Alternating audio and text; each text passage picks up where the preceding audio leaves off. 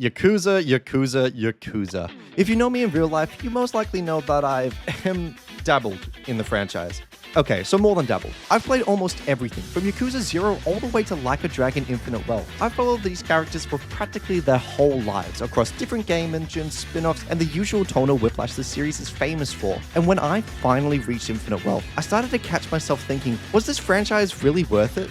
And I'm not just talking about my money, I'm talking about the hundreds of hours I've spent, the emotional investment I've put into this world, and with this thought in mind, it made me decide to go back, not to review or to analyze each game, but rather to answer one question for myself and maybe you. Is the Yakuza franchise really worth it? If you don't take some time to research Yakuza, you'll often see people comparing it to GTA and referring to Yakuza as Japan's GTA, which isn't entirely wrong, but it's not a complete opinion either. The Yakuza franchise does present itself as a gritty crime drama, giving us a look into the underbelly of Japan. Yakuza has it all: meaningless violence, corruption, and even death. And surprisingly, we play as middle-aged men who more often than not are roped into massive Yakuza struggles and wars, whether we've been framed, burdened with responsibility by those around us, or even by simply being in the wrong place at the wrong time. There is always something happening in the world of Yakuza, no matter how cool or whatever this is.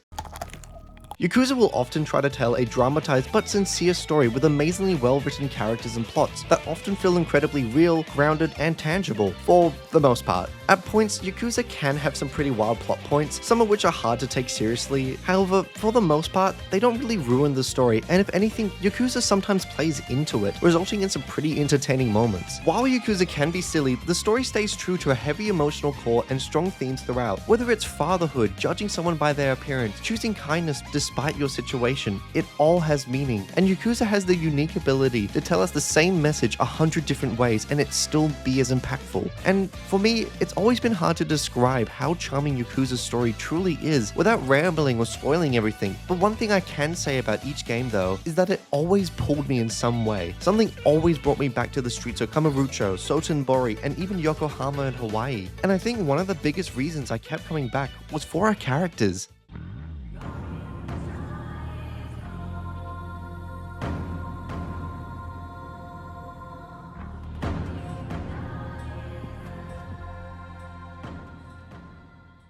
In the world of Yakuza, our characters often look like rough, menacing men who look like they're itching to get into a fight or they've just been in one. But that's not who they truly are. Despite their grisly world and appearance, we more often than not find our protagonists Kiryu, Majima, and Ichiban actually being kind. These men are the type of men to give their shirt off their back for you, even too willingly at points. Each man has their own strong idea of who they are and what they truly value, which upon each entry only grows in importance to them and to us. They live by firm moral codes ingrained into them in every action they take, sometimes even to their own detriment, which often leads to situations that your unemployed friend would be doing on a Thursday at 1:36 p.m. And I think that's what makes Yakuza so special. Not your unemployed friend, but our characters. They subvert your expectations in more ways than one, whether it's their appearance, their actions, or even what they say. Without the characters, Yakuza would fall apart, and it's because of these characters that the rest of the world gets to shine. From the weighted plot to the absolute absurdity of the rest of the series, most modern games aim for a strong and consistent tone throughout both their story and their side content. However, Yakuza doesn't really give a f***.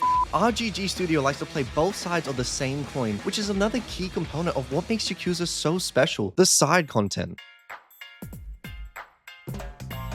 1 second you're in a tense fight, fighting for what you believe in, and then the next second you are a young Japanese girl singing your heart out, and Yakuza somehow makes it work. The second a cutscene ends, the game lets you loose, with no pressure, no urgency, just a couple of cities that exist, whether the main plot is in motion or not. I have spent hundreds and hundreds of hours being lost in the Yakuza streets, whether completing sub-stories, getting to random brawls, playing minigames, or even helping a cat cafe. You'll help someone confess their love to another person, or next, you'll help Miracle Johnson with his latest upcoming music video. Also, Miracle Johnson's what your mother said about me last night. But it doesn't just stop there. Next thing you know, you are running an entire business empire, answering shareholder questions like your family's well-being depends on it. Do you want to be a taxi driver, a hunter, a fisherman, a cabaret club runner? Do you want to play old Sega arcade games? Learn obscure Japanese board games for absolutely no reason? And the crazy part is, this isn't even a quarter of what this series has to offer. I cannot stress this enough. Yakuza is weird. It's heartwarming, it's funny, and somehow it all works together to make the world seem alive. The side content offers a new look into our main characters as well. It reminds us that while these men are larger than life, they are also deeply human. Their kindness, their humor, their humanity exist alongside the violence. And yet there is still so much more to explore to this world.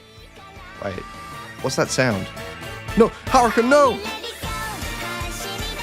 The franchise has never been short on content, even though at times it has been criticized for how much there is to do. But in my opinion, Yakuza doesn't just give you content for the sake of padding out the game. The game rather gives you more chances to live in this world, to spend time with these characters. Each new entry introduces new side activities that feel like their own unique games entirely. And you know what the most wild thing is? I haven't even talked about the actual gameplay yet, which is arguably the best part of the series, the combat. Yakuza is known for two separate styles of gameplay.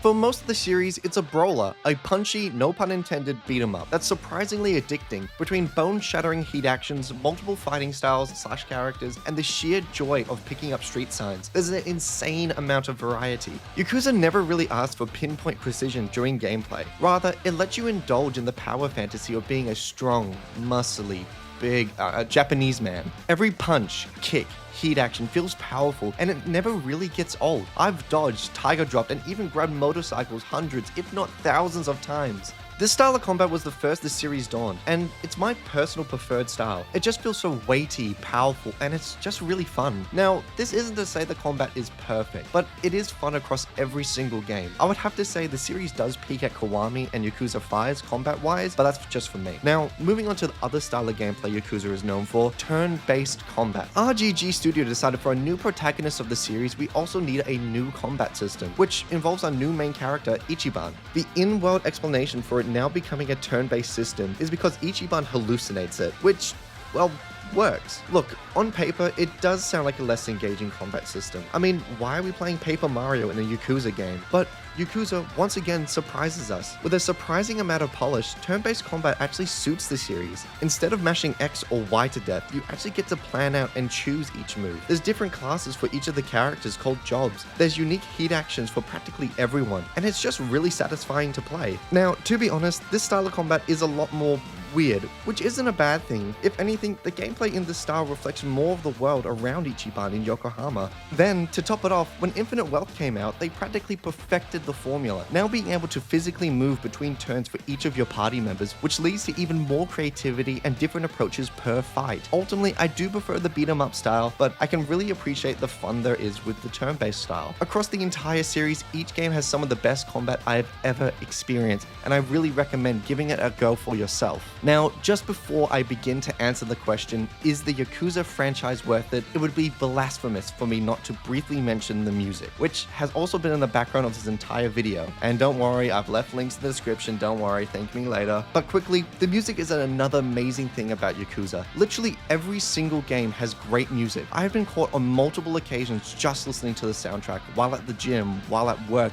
and even while driving responsibly. And at this point, it's just the icing on the cake. But to finally answer the question, is the Yakuza franchise worth it? Worth your money? Worth your time?